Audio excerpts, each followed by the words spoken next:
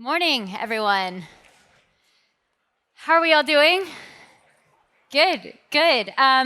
Welcome to day 2 of I.O. I am so excited to kick off today's dialogues with an in-depth conversation about artificial intelligence, which, if y'all were at the keynote yesterday, we heard about 121 times, according to artificial intelligence.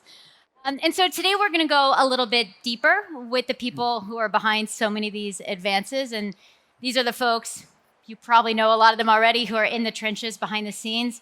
So joining me are 3 leaders who have made significant contributions, not only to Google AI, but I would say they have a track record of tech innovation all around the world. And we're going to hear a little bit about that. So starting with you, Jeff, I want to introduce you. This is Jeff Dean. Jeff is Google DeepMind and Google Research Chief Scientist. Thank you. Good. What's also interesting is Jeff is employee number 30 at Google, which is incredible. You've been here how many years? Almost 25. Almost 25 years. Over the years, he's developed many transformative technologies at Google, and he is currently the co-lead of Gemini, so assuming never a dull moment back there. No, never. A dull moment. We also have Koray Kavukcuoglu. He is the Chief Technology Officer of Google DeepMind. He is one of the world's leading experts in deep learning, and you've been in this for how many years, Koray? Well, I mean, I think from the very early days of deep learning, so like 15 years or 15 to 20 years, something like that. Amazing. Yeah. Incredible. And then last we have James Manyika as SVP. As SVP, James leads Google Research, Google Labs and Technology and Society. And James oversees Google's most ambitious innovations in AI, computing, and science. Specifically, and we're going to talk about this a little bit later, he looks at the potential for beneficial applications and impact on society. So welcome. Thank you. Great. I'm really excited to be here with y'all because I started covering tech in 2010. And it was such an interesting time. This was the rise of social media and mobile. And we saw so many industries that were created by developers with an idea.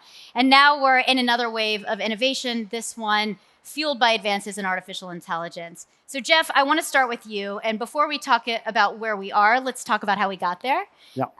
Take us through some of the major milestones that shaped where Google is today with AI. I think I read it was 2016 when the phrase AI first started circulating the halls of Google. So take us through it. Yeah, I mean, maybe we can even go farther back because I think creating artificial intelligence systems has been a dream of computer scientists for 60 or 70 years.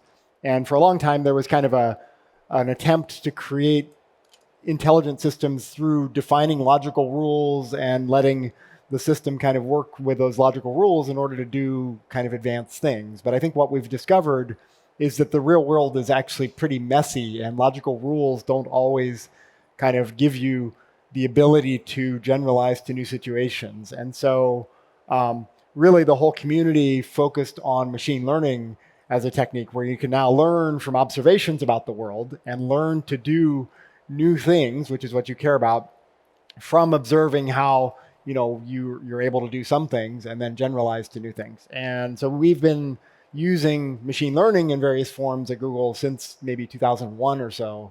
It was used for the Did You Mean spelling correction system, used in a core of our advertising systems and so on for many years. And then about 2010 or 11 or so, we started to be interested in neural networks, which were not necessarily a new idea. Actually, there was a wave of excitement about neural networks, which is a particular form of machine learning approach in like the late 80s and early 90s. And those systems could actually solve kind of toy problems that couldn't be solved in other ways. But they couldn't, at that time, really scale up to real problems that people encountered every day. But what happened in the intervening sort of 20 years was we suddenly got more and more computational power, and that enabled us to train not just 10 neural networks, but 10 million neural networks. And all of a sudden, the techniques from the 80s and 90s scaled up, started to work, and enabled us to now make progress on how do you actually tackle computer vision problems, speech recognition problems, and language understanding problems. And that has kind of been the arc for the last decade or maybe 13 years, is how do we actually continue to scale these systems up, innovate on improved algorithms, improved learning techniques, identify what kinds of data are useful for these, and really build systems that can generalize to new tasks from ones they've never seen. And when you talk a lot about the advances in tech, Koray, you spent your career researching innovation, do you believe that with artificial intelligence, it will follow a similar pattern of rapid advancement, or has the game changed? Is this going to fundamentally change the way new technologies are developed?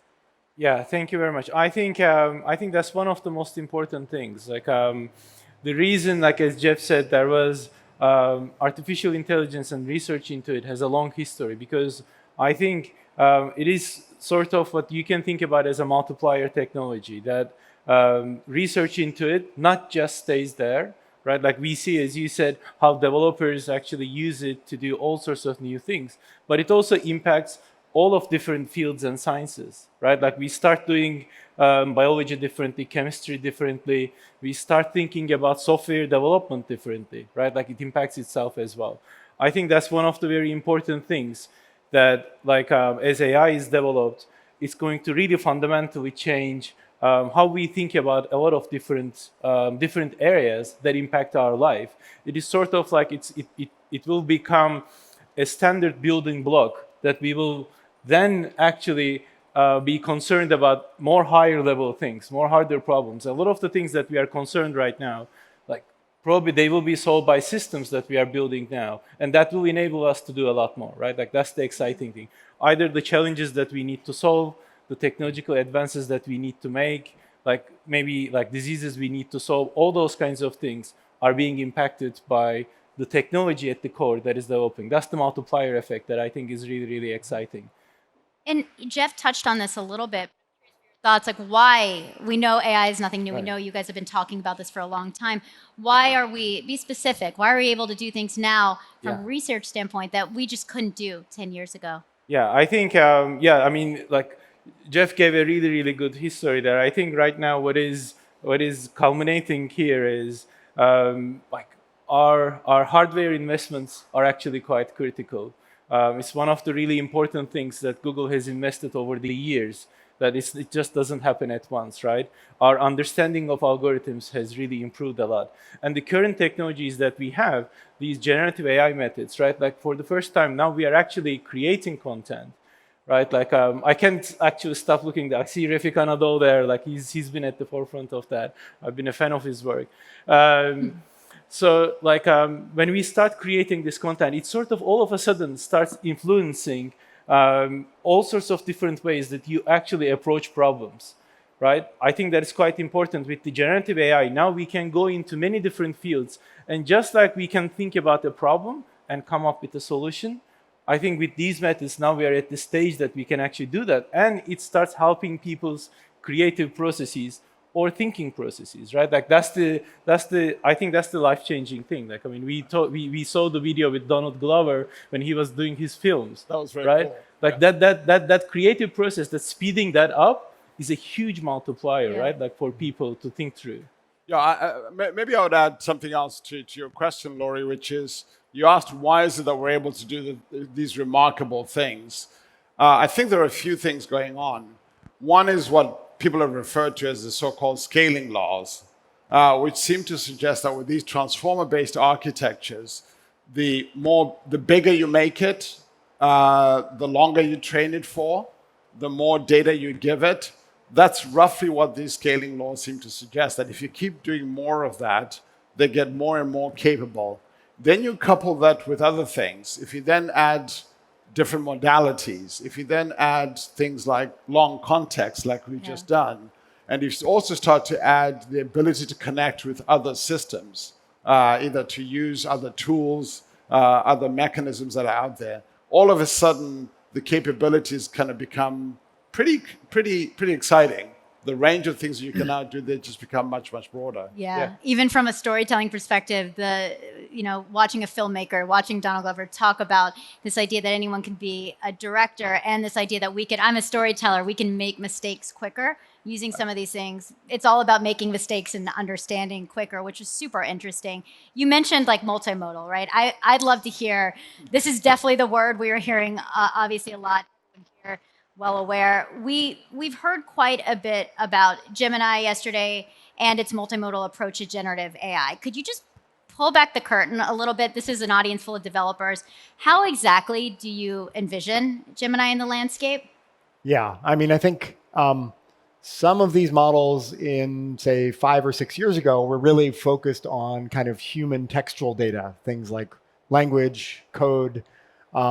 But one of the things we wanted to do when we started the Gemini effort was really make them multimodal so that they can deal with not just textual stuff, but also kind of traditional human modalities like audio, video, images, and both on the input side and on the output side, so that you can take in any of those modalities intermixed in various ways and produce any of those modalities on the output side.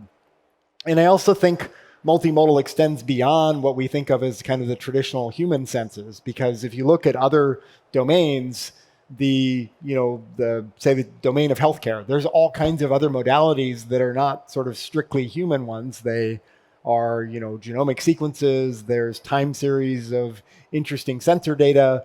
Those are other modalities that these models can sometimes make use of when they're trained to make use of them in order to sort of accomplish things that we want them to do. And so really multimodality is about how can you take in all the relevant stuff in order to, understand the nuances of it, and accomplish some task the model's being asked to accomplish using all the available data. Great. And James, I saw something you wrote in an op-ed where we always talk, there's obviously a lot of fear associated with advances in artificial intelligence and a lot of excitement. Both can exist. You said in this op-ed, people understand that artificial intelligence will disrupt their lives, but they hope it's for the better.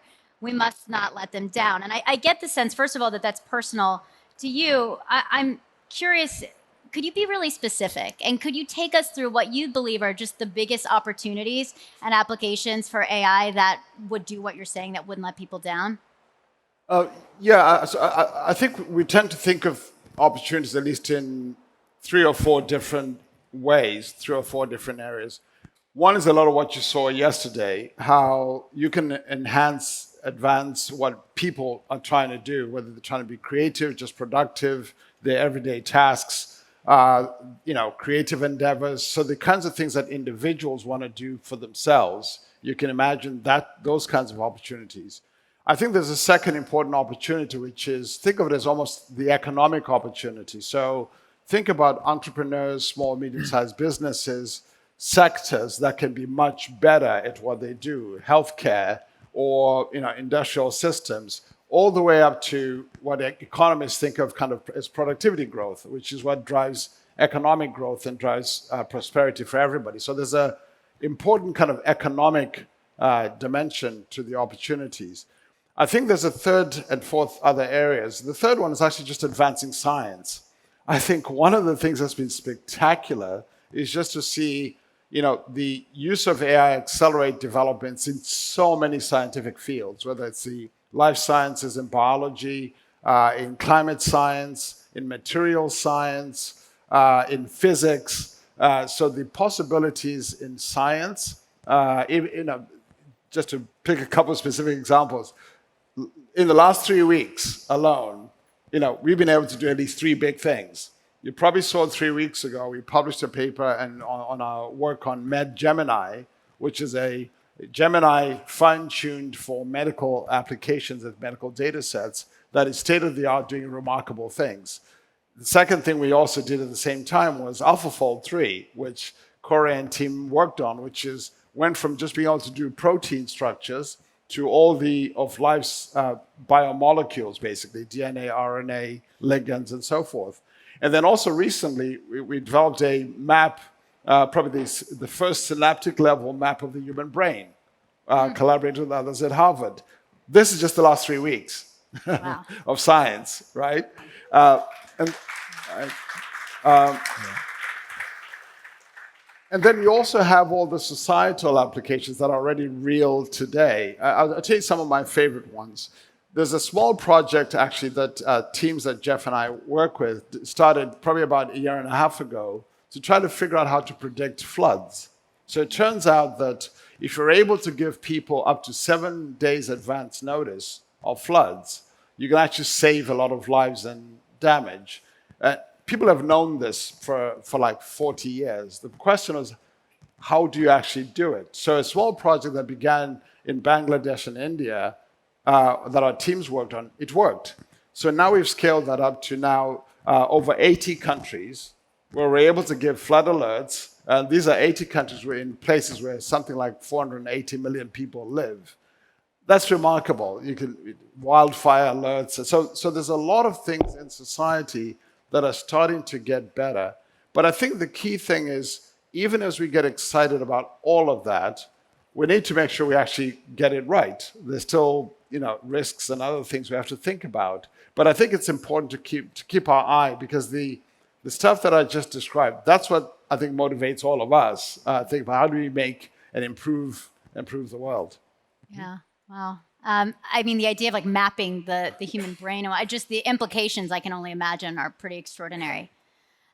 Jeff, I'd love to talk a little bit about efficiency. I mean, building at a certain speed, navigating so many of the complex societal challenges will obviously require much more capable systems and much more efficient systems. So how are you guys thinking about this? Yeah, I mean, I think a lot of the advances are really about how do you build more efficient AI learning systems and then systems for deploying these models. And some of that is hardware innovation. So how can you build more efficient hardware that is tuned to the particular kinds of computations that you want to run when training models or when deploying them? Some of it is kind of software innovation in new algorithmic techniques or new training methodologies that can make it so that you can get to a certain level of accuracy with half the compute or a third of the compute.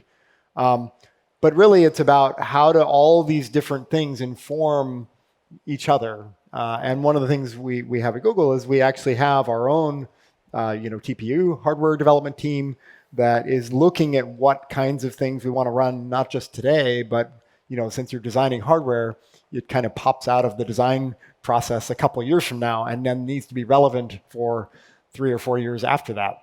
Yeah. So you're trying to predict where is this extremely fast-moving field moving and where is it going to go and what algorithms do we want to use that maybe don't exist even yet 3 years from now. And that's a pretty challenging thing, but I think one of the things that really helps us is we have a lot of people working on sort of machine learning algorithmic research, people working on hardware, and those can inform each other in sort of this nice co-design process. But really, the more efficient we're able to make these systems, the more we'll be able to bring the benefits of AI to more and more people. So what runs in a giant data center today might, in a couple of years, run on your phone in a pretty reasonable way. And that will enable more and more interesting use cases, with, effectively an awesome AI model in your hand instead of a network connection away. Well, I think there's an aspect of also when it goes out, how it goes out. And I think one of the really incredible things at Google is we have such a broad range of products because interacting with the users is important, right? Understanding what kind of problems needs to be solved, what people really need help with, understanding those, and then deploying that technology also efficiently, but also in the right way, in the responsible way to the users and learning from that. I feel like it is quite important for us because our goal, we still have the scientific goal of building AGI, right? That's what we are still trying to do.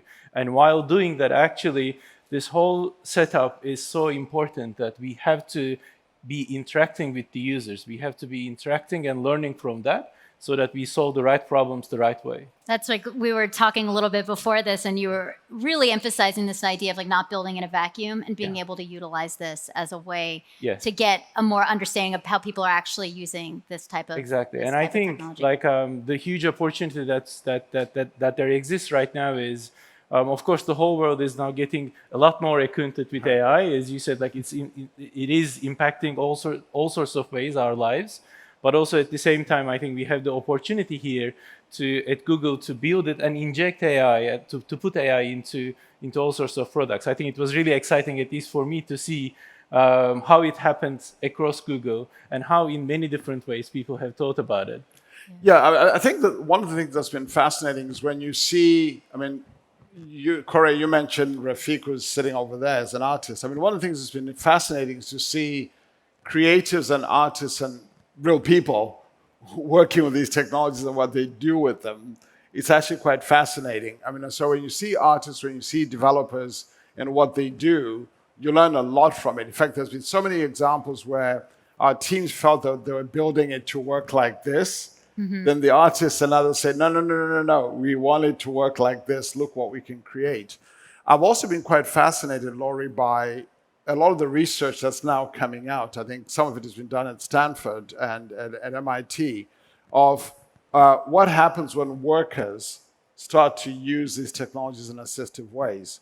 And what a lot of that research, there's some great papers that have come out, David Otter and Eric Brynjolfsson and others have done this, show that, for example, it's often the least skilled workers who get the most out of it because, we haven't had don't have the expertise or the experience to be able to do it. They get the biggest uplift. So the possibilities of actually assisting work and assisting workers, I think it's phenomenal. So that's also quite interesting to see in the hands of real people, what do they do with this technology? And we learn a lot from that. Right. And obviously with that, you put technology out, you put it out into the world, you see it used in incredible ways, and you see it misused in extraordinary ways as well. So to that end, James, I'm curious, you've said before, you've talked about this, AI presents complexities and risks that must be taken seriously, your words. Take us behind the scenes. Like, what is Google doing to mitigate those risks? How do you anticipate these challenges when you have technology that you almost sometimes don't know how it's going to be used? Yeah, it's probably worth describing at least the way we think about the different complexities, and then I can say a little bit of what we're doing about it. I think there's one set of complexities and risks that have to do with when the technology doesn't actually perform and behave as any of us intend. Right, I don't think anybody builds a system that wants to build a system that hallucinates. Right, that's not helpful if you're trying to get factual information. I don't think anybody wants to build a system that's biased. So there's a whole bunch of things that we have to get right about how they perform.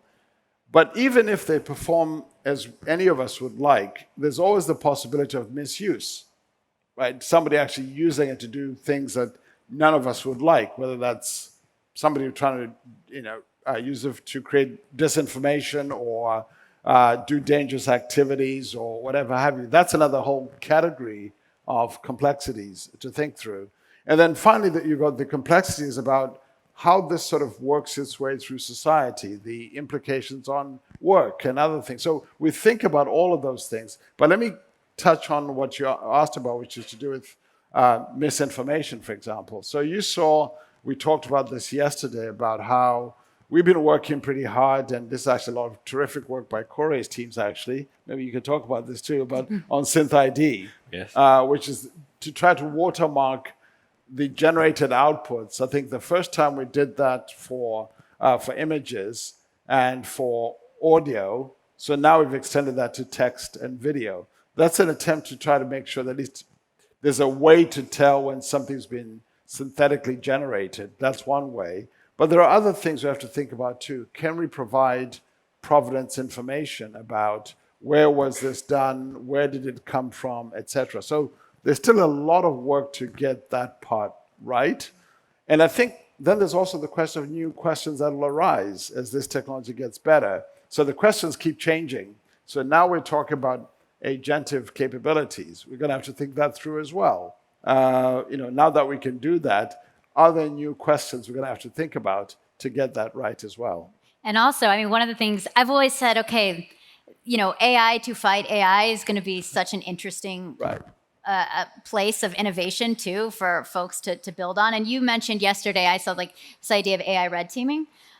Just curious, if you could explain a little bit more about that too. Yeah, actually, I should let Koray describe it because they invented the technique. We'll put Koray with all the in the hot gaming, seat. all the Yes. DeepMind and all these amazing breakthroughs in AlphaGo and Yeah, I think this goes back. Thank you very much, James. Thank you. This goes back to the fundamental techniques that we have been working on over the years, starting going back to like AlphaGo, AlphaZero, where we have trained the systems, these agents, to play these really these board games, but they are really intellectually sophisticated, right?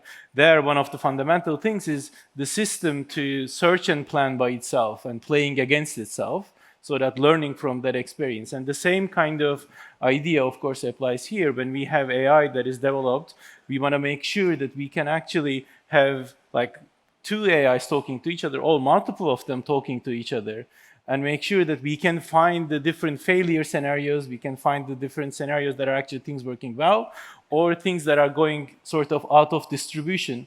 And from that, we can learn, and we can come up with ways how to avoid actually those kind of scenarios, bake that into the systems again. And this is a continuous process that actually needs to go on. It's part of the development, actually, of the whole AI system. Yeah. What's been fascinating about that, Laurie, is the fact that it actually just, not only speeds things up, but it also just expands the scope of red teaming things that we can actually try and understand. In some ways, in ways that complements what human red teaming teams do. So we think the combination of the AI-assisted red teaming and the somewhat standard traditional red teaming teams going at this, it's a great way to discover the weaknesses in our system and try to keep working to improve them. Great.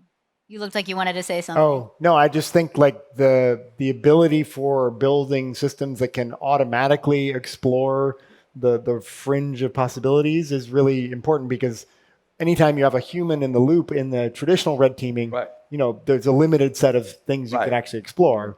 And I think there's actually parallels of this for red teaming purposes with, say, a lot of the beneficial uses for science, right? Like all of a sudden you can explore 10 million molecules that might be interesting while you go to lunch, rather than a sort of more human pace thing where you might take 6 months to explore 1,000. And all of a sudden that brings brings many new possibilities for how you conduct science or how you conduct red teaming. Yeah, exactly. It's the same thing working over again in all areas. And we are sort of using the same technology that we are really proud that everyone is using. We are using it ourselves as well to explore and robustify everything we do. Actually, you can get very meta with this stuff. So some of the things we're By the way, I love how much they're geeking out over red teaming. It's awesome. No, because I just had to know the code word was red team. Go ahead. No, because one of the things we're doing a lot of work on, by the way, is where you can get even this idea of smaller models teaching larger models and vice versa. Right. Right. So the idea, so I think we're very rapidly moving to a place where the idea that there's some single model that does everything, I think we're evolving a lot beyond that. So often you have models working, coaching each other, teaching each other, generating better outputs, a smaller model, a faster model, maybe even combining a large language model-based system with a neurosymbolic reasoning engine that can do reasoning in a very different way. That's some of what happened with alpha geometry, for example, where we did that. So all of this is a lot of the incredible innovations that our teams are working on. And this ties into the earlier question about how do you build more efficient systems? Because when you have these large models that can teach small models, the small models suddenly become much, much better. And that makes them more efficient and able to be used in more cases with less computation and energy. And we've touched on this. You just mentioned it with science and how these same models can be used for science. You were just tweeting about you think the biggest opportunities in AI are for healthcare too. So, James, your time, you have an interesting background. You undergrad in Zimbabwe. You from your time now, Google current advisory roles for the White House and United Nations. Busy schedule, I'm assuming. I'm just curious, how have these different experiences shaped your perspective, especially when it comes to the promise and also the peril of new innovation? Yeah, I think if I think about my own personal background, but also just looking at this through this work with the UN and other things, I think it's a great reminder as to why we're doing this work. Why are you doing this work? No, why we are doing this, why I'm doing this work, right? I think which is, you see all the possibilities, but you also see the gaps and mismatches. So, for example, with this work we're doing with, through the UN, looking at all the, the whole world, the global south and other places, you suddenly realize that not everybody is participating both in the development and use and the benefits of this technology. We have to solve for that. You also realize that, even if there are economic opportunities from all this, there's nothing automatic about everybody benefiting from that. We have to work on that. So it's a reminder that even the amazing things that we're talking about here aren't going to automatically get to everybody. So it's a reminder for me about the importance of thinking about how do we make sure we get to everybody? How do we make sure, even when we think about things like language translation, we're trying to translate all the languages, not just some. One of the things, for example, that our teams are working on. So if I think the numbers are something like, if you wanted to get to all the languages spoken by 96% of humanity, you'd have to translate just over 7,000 languages, right?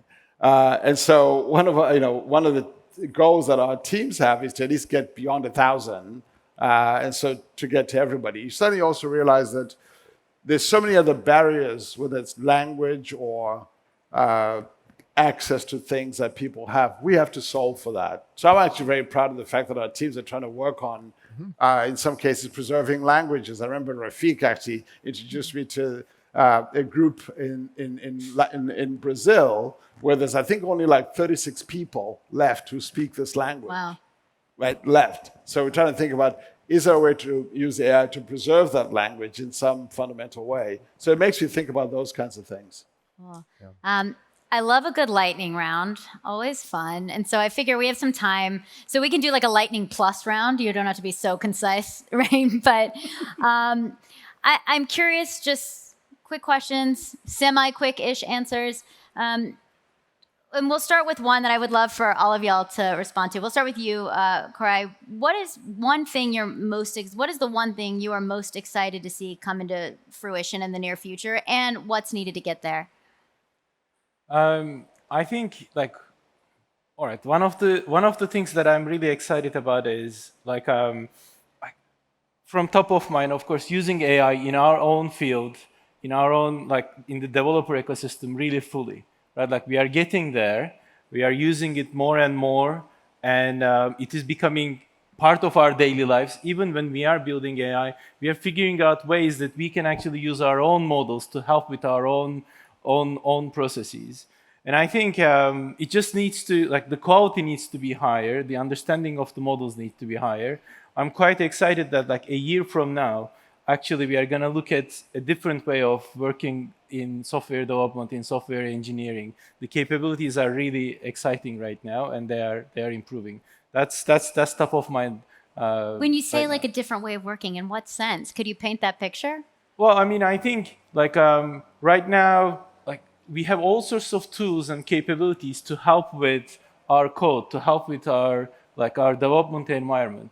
Right? But as these environments become more integrated, now, if you remember the Astra demo, one thing that happened there was from the video of the code, the system actually could tell what the person was working on and what they are developing.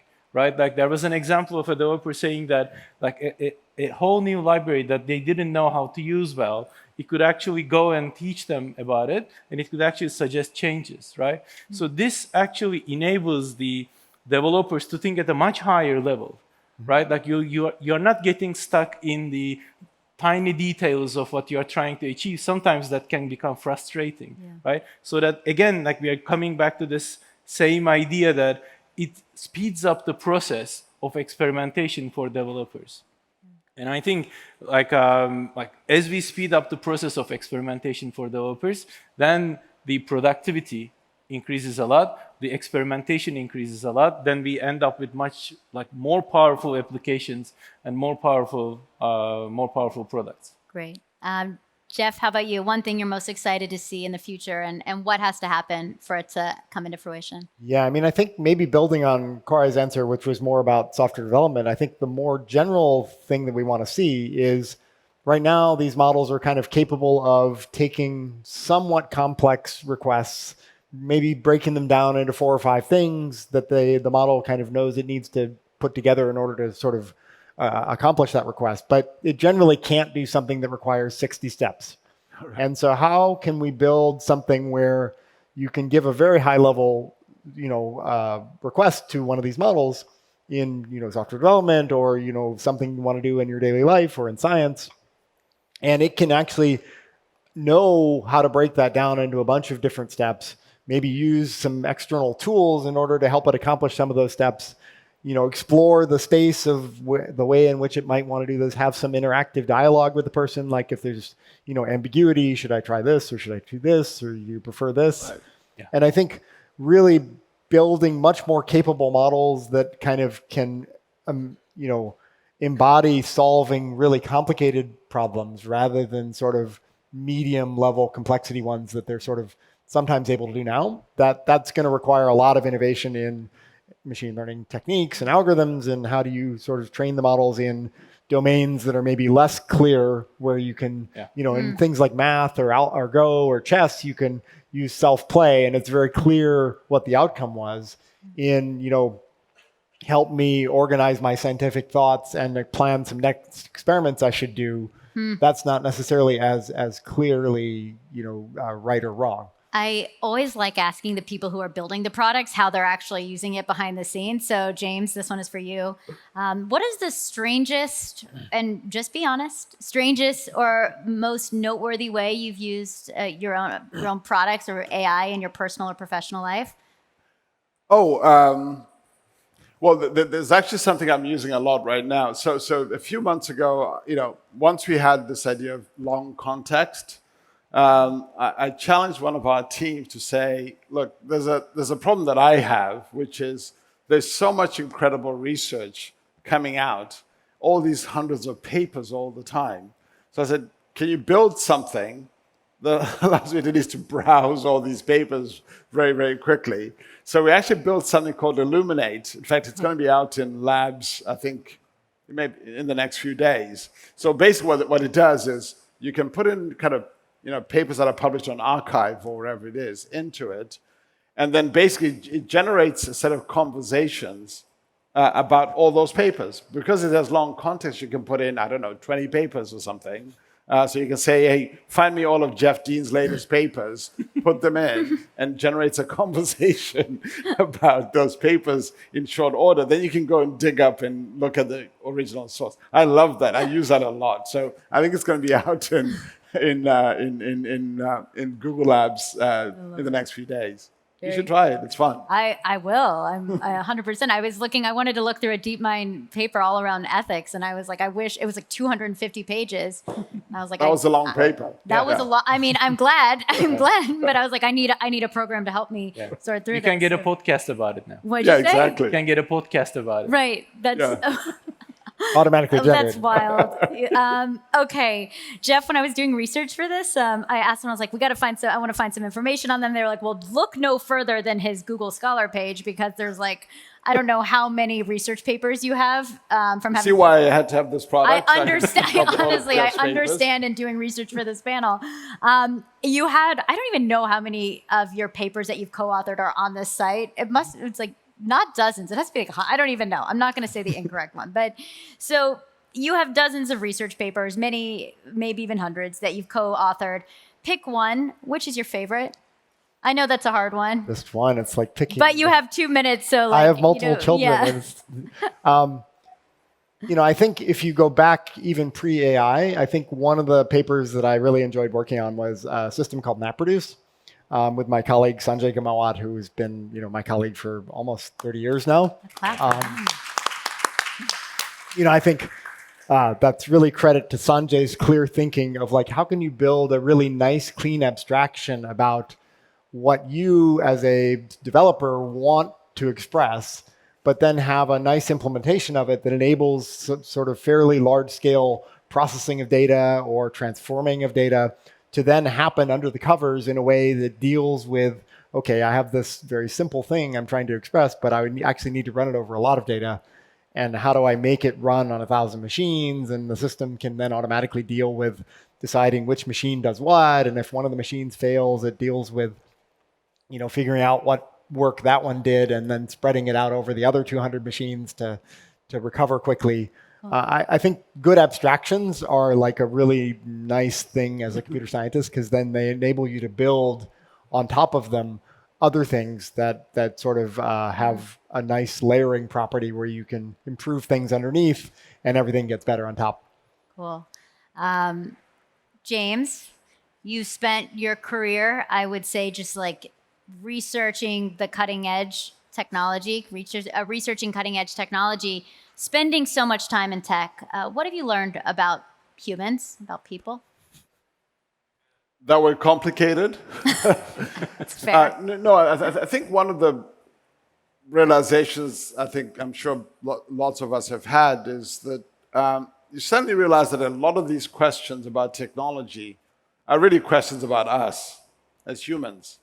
And many of these are actually questions that we've been grappling with for thousands of years in many respects. And now finally AI is kind of holding a mirror to our face. So if you think about all these things that we think about, like we want AI systems that are not biased, that are fair, that reflect human values, all of a sudden we actually have to grapple with those questions ourselves as society, as humans, not as technologists, but as humans. So what does that actually mean? To reflect human values, which ones? We haven't agreed on many of those things for a long time, except for maybe at some fundamentally basic level of, I don't know, respect human rights and those kinds. But beyond that, these are very complicated, very human questions that I think we're going to need to grapple with. Please don't leave it to us, people like us. I think this is society as a whole. We all have to think through these questions together. So humans are very complicated. Yeah. We could end on humans are complicated, but I'm gonna end on AI. Koray, and I think maybe we could do a quick one for all of you on this. But Koray, I'll start with you. Fill in the blank. The most extraordinary way AI will be used in 2050 will be. Right. It's a very long-term prediction, but I hope that I think of all the applications. Like the healthcare and drug development, disease solutions, I think that's the most critical one. And hopefully by 2050, we would have really, really excellent systems that would make it. There will always be new diseases, there will always be new problems, but we can deal with them very efficiently, very fast, and we can solve a lot of the problems all across the world. That is applied really all across the world. That would be my, I think, like the most important thing of my mind. And Jeff, how about you? What do you think the most extraordinary way AI will be used in 2050? I mean, as Koray said, 2050 is a long way off. I think we have it, if we do things right, we will use AI to sort of improve nearly every aspect of human endeavor. And I think that's what we should aim for, is how do we make and take advantage of the capabilities of these systems in order to help us have better healthcare, have better education, make scientific discoveries more quickly to advance what we can do as people. And I think if we do that right, that's going to be extraordinary. And I'm super, super excited to see what happens. Cool. James? Well, I think, I agree with what my colleagues just said, but I also think, in addition, I hope that by 2050, AI would have helped us, at least the mirror that AI provides, would have helped us kind of be better humans ourselves. Great. Well, thank you all so much. Really appreciate it. Give them a round of applause. Thank you, guys.